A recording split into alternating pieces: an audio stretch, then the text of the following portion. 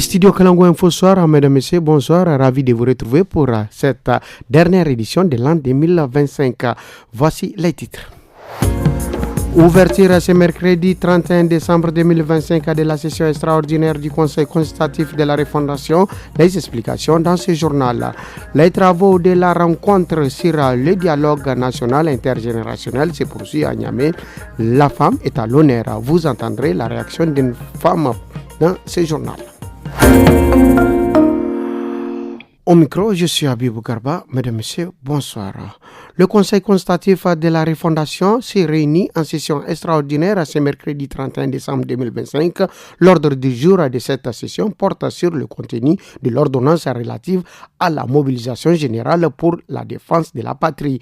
Par ailleurs, cette même session a clos hier de l'après-midi les travaux de sa deuxième session ordinaire au titre de l'année 2025. Le président du CCR revient sur les points examinés à l'issue de ces assises. Écoutons Dr Mahmoud Harouna Djengarey, le président, au micro de nos confrères de la RTN. Le Conseil consultatif de la refondation a examiné et adopté plusieurs avis et recommandations structurants et analysé des projets de textes majeurs relatifs notamment au foncier, à l'orientation agricole et aux fêtes légales. Le CCR a également écouté des communications de haut niveau portant sur la sécurité, la gouvernance économique et financière, l'énergie et la souveraineté sur nos ressources, l'agriculture, l'élevage et la grande irrigation, la santé, l'éducation, les réformes institutionnelles, la paix, la cohésion sociale, les dynamiques migratoires et la fixation des jeunes dans leur terroir autour d'activités génératrices de revenus. Les travaux de la rencontre sur le dialogue national intergénérationnel se poursuivent par des discussions entre éminents panélistes et participants issus des deux générations afin d'asseoir les mécanismes d'un dialogue franc. Madame Issa Mariama a participé au panel sur la mutation culturelle et sociale, rôle des femmes et des hommes. Elle nous donne son avis sur l'événement. Elle est au micro d'Ali Moumounignali. La rencontre intergénérationnelle est une très bonne décision qui, j'espère, aura des retombées sociales. Parce que en dehors de l'intergénérationnel, toute la vie, c'est le dialogue et la communication qui importent. Sans dialogue, sans communication, on ne peut pas se comprendre depuis la base de la société qui est la famille jusqu'à l'administration.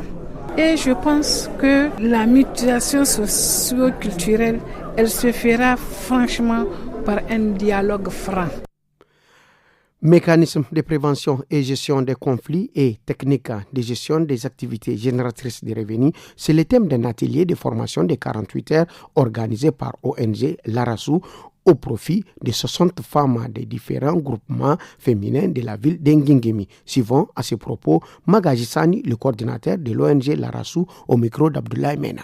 On avait fait une campagne de sensibilisation sur les mécanismes endogènes de gestion et de prévention de conflits avec une approche purement participative. Nous sommes depuis hier dans une formation sur technique de gestion AGR, gestion financière. C'est pratiquement une formation à l'intention d'un certain nombre de femmes qui sont bénéficiaires du projet Aide à la survie et à la sécurité alimentaire des femmes et des filles touchées par la triple crise actuelle au Niger. Ce qu'on espère d'ici peu de temps, c'est de revenir et voir au-delà même de celle que nous avons formé, toutes les femmes des groupements, encore au-delà celles de la commune urbaine de Nengimi, s'activent pleinement dans leur activité génératrice de revenus. Pour raviver la mémoire collective et célébrer leur héritage, la communauté Dandi organise la première édition du Festival de Dandi du 10 au 12 janvier 2026 dans la commune urbaine de Gaïa, région de Dosso. Aruna Anchi, coordinateur du comité d'organisation du Festival de Dandi, nous explique les objectifs visés par cet événement. Il est au micro de Fadel Alou. Le Festival du Dandi, c'est quelque chose qui nous donne l'opportunité de faire la découverte ou de ressortir la culture du Dandi, l'histoire du Dandi, les sites touristiques du Dandi, l'alimentation préférée de Dandi, l'accoutrement de Dandi. C'est un peu nous dire de nous rappeler de nos ancêtres.